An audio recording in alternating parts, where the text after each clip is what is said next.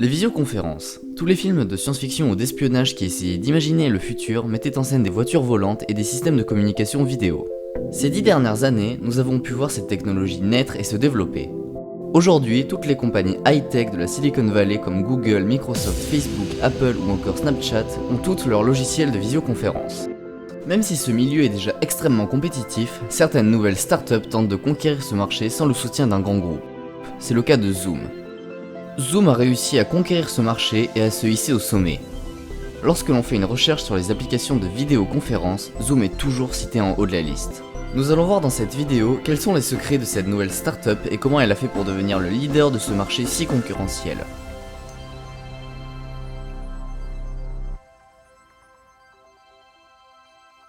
De plus en plus de monde souhaite passer des appels vidéo. Ce marché est en pleine croissance avec de plus en plus de personnes et d'entreprises qui en ont besoin pour la première fois. Ces nouveaux clients n'utilisent aucun service et Zoom ne doit pas les convaincre de quitter un concurrent.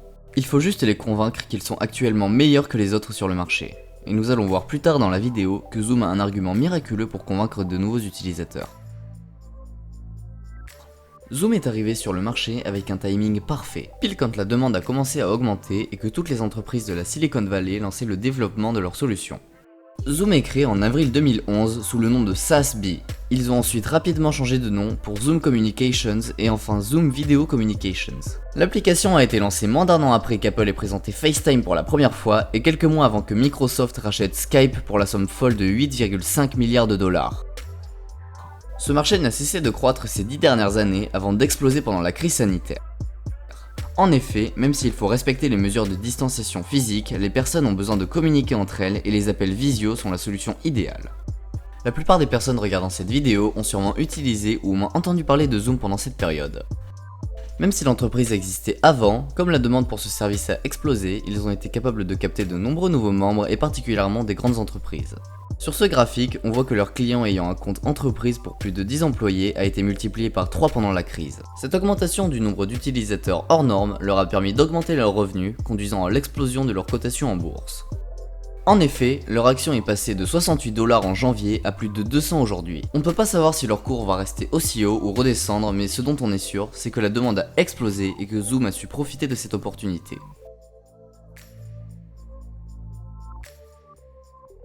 La deuxième raison de ce succès est liée à leur directeur Eric Yuan et à son parcours. Zoom est son idée, il a fondé l'entreprise et la dirige depuis. Son parcours et ses connaissances font de lui la personne parfaite pour diriger sa société. Il est né et a grandi en Chine où il a étudié les maths et l'informatique. Il explique qu'il a eu l'idée de Zoom lorsqu'il était à l'université dans les années 80.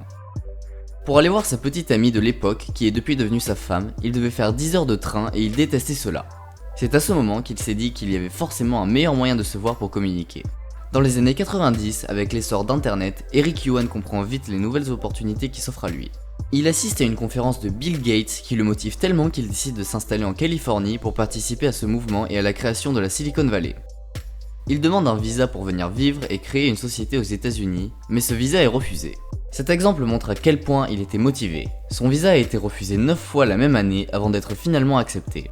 Même s'il ne parlait pas très bien anglais, ses compétences en informatique lui permettent de décrocher un emploi dans une petite compagnie appelée Webex. Il était l'un des premiers employés, mais cette entreprise est vite devenue célèbre pour son système de communication. Le succès était tel que Webex a été racheté en 2007 par Cisco pour 3,2 milliards de dollars. Au moment du rachat, Eric Yuan est nommé vice-président du développement et doit manager 800 personnes. Il aurait pu être très heureux d'occuper l'un des postes les plus importants dans l'une des meilleures startups de l'époque, mais il y avait un problème. Eric Yuan n'aimait pas vraiment le service que proposait son entreprise. Il trouvait qu'elle fonctionnait mal lorsque les connexions internet étaient mauvaises et lorsque trop de participants étaient connectés au même moment. Les clients se plaignaient et Eric pensait vraiment qu'il devait améliorer le système. Il en avait parlé à Cisco, qui était désormais propriétaire de l'entreprise, mais il trouvait que c'était suffisant et ne souhaitait pas améliorer leur service. Eric Yuan prit donc un énorme risque en quittant son emploi très bien rémunéré pour créer sa propre entreprise. Pendant le développement de son logiciel, il prend en compte tous les défauts et toutes les remarques que lui faisaient remonter les clients insatisfaits de Webex et les intégra à sa nouvelle solution, Zoom. Zoom a été conçu pour répondre à tous les besoins de ses utilisateurs et c'est la troisième raison de son succès.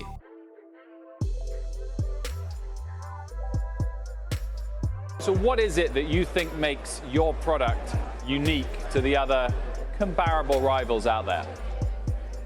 So our product just works, right? No matter where you are, no matter what kind of device you are using, it just works. And also quality, ease of use, architecture, customer really enjoyed using Zoom. En effet, Zoom est connu pour être très intuitif, fonctionnel et simple d'utilisation. Eric Yuan avait entendu des clients se plaindre du temps de latence, de la mauvaise qualité de l'image essentiellement liée aux faibles connexions internet et des problèmes de création de comptes et de mots de passe oubliés. En connaissant tous les défauts, il savait comment les améliorer. Eric Yuan a ainsi pu développer une solution qui fonctionne parfaitement. Dès le départ, Zoom a été créé pour des communications vidéo, contrairement aux autres logiciels qui ont d'abord été créés pour des chats écrits et ont ensuite ajouté des fonctionnalités pour enfin atteindre la communication vidéo. Zoom était donc extrêmement bien optimisé dès son lancement. Pour que son service soit vraiment le meilleur possible, il avait dès le départ mis en place un service client 24 heures sur 24 pour immédiatement connaître les défauts et les améliorer. Pendant les premiers mois de lancement de Zoom, il paraît même qu'il envoyait personnellement un mail aux utilisateurs qui quittaient le service pour savoir ce qui ne leur avait pas plu et comment Zoom pouvait s'améliorer. Encore aujourd'hui, les retours sur le service client de Zoom sont excellents, ce qui donne une excellente image de l'entreprise et permet de capter les nouveaux clients qui hésitent entre plusieurs solutions. Surtout lorsque les retours sur Skype et sur les autres solutions que Microsoft tente de développer sont très mauvais. En effet, pour utiliser leur service et rejoindre une réunion, il suffit qu'une personne vous envoie un lien. Vous n'avez même pas besoin de vous enregistrer ou de créer un compte. Et si vous créez un compte, c'est extrêmement facile et c'est gratuit. Quoi de mieux pour attirer des millions d'utilisateurs que d'offrir son service gratuitement? En plus, le forfait gratuit peut être largement suffisant. Des réunions jusqu'à 100 personnes, des appels à 2 illimités et limités à 40 minutes pour plus de participants. Pour ceux qui ont besoin de plus, ils peuvent se tourner vers les services payants. Et c'est là que Zoom commence à gagner de l'argent.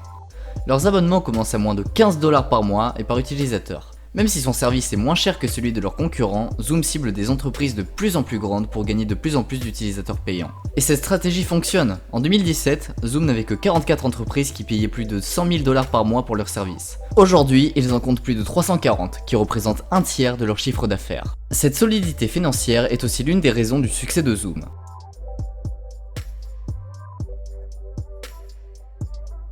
En effet, ils ont toujours eu assez d'argent pour faire grandir leur entreprise.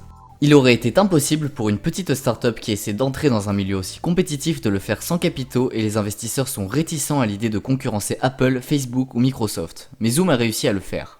Grâce à Eric Yuan et au retour de ses clients extrêmement positifs, au lancement de la société, la majorité des capitaux venaient de la fortune d'Eric et de plusieurs cadres de Webex qui voulaient quitter l'entreprise. En particulier Dan Scheinman qui avait investi 250 millions de $ dès le début. Ils ont continué à effectuer régulièrement des levées de fonds en vendant des parts de leur société pour avoir suffisamment d'argent pour grandir rapidement.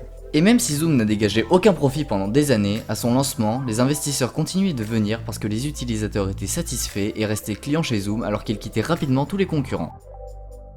C'est lors de la levée de fonds de juin 2017 que Zoom atteint le palier symbolique de la valorisation à plus d'1 milliard de $.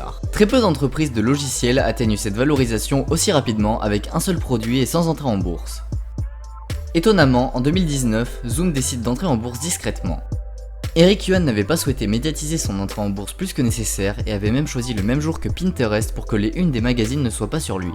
C'est cependant un succès immédiat. Lors de son entrée en bourse, les actions se vendaient à 38 $, ce qui valorisait la société à 9,2 milliards. Puis, le lendemain, l'action connaît une forte hausse pour atteindre 62 $ l'action, valorisant la société à 16 milliards de $.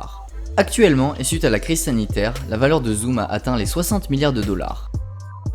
Grâce à cette croissance hors norme, tous les investisseurs de Zoom ont réussi à faire un investissement extrêmement lucratif. Et particulièrement Eric Yuan qui possède encore 22% de la compagnie, faisant de lui l'une des personnes les plus riches au monde avec une fortune estimée à plus de 10 milliards de $.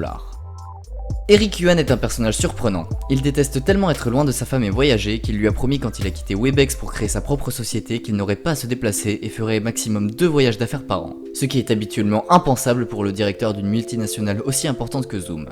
Mais il a réussi à tenir sa parole. Il est sûrement l'un des plus grands utilisateurs de son service, et il déteste tellement voyager qu'il a passé des dizaines d'années à créer une solution pour ne plus avoir à le faire. Voici les raisons du succès de Zoom. Eric Yuan a réussi à identifier un marché en plein essor et à y apporter une solution parfaite en prenant en compte les avis de ses clients les plus exigeants. Grâce à cela, il a pu convaincre de nombreux investisseurs et devenir le leader de la visioconférence. Si vous en connaissez d'autres, pensez à les ajouter en commentaire. Merci d'avoir regardé cette vidéo. Nous espérons en sortir de nombreuses chaque semaine et le meilleur moyen de nous soutenir est de vous abonner et de liker la vidéo. Samedi prochain, nous découvrirons l'histoire de Tesla et de ses fondateurs qui n'ont étonnamment rien à voir avec Elon Musk.